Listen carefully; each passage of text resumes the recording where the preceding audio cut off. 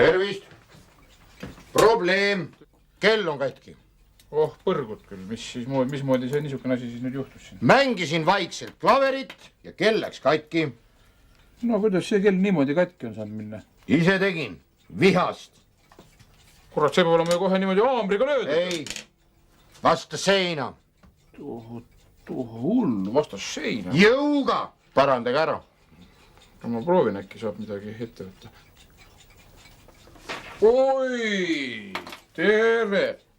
Ja, olge nii hea. Juba valmis? Jah. No ma tänan. Teil on kuldsed käed. See on ikka minu kell või? See on jah teie kell küll, jah. No sel juhul tänan.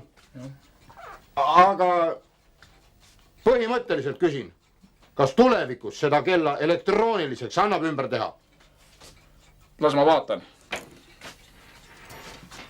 Kahesüsteemseks nii-öelda. See on kurat hea mõte, jah, tõesti. Oi!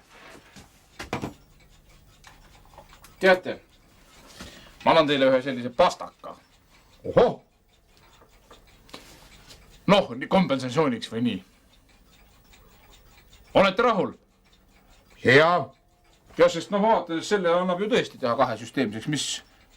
Ma tulen siis järgi, kui ta on kahesüsteemne. Jah, võtke see pastakas.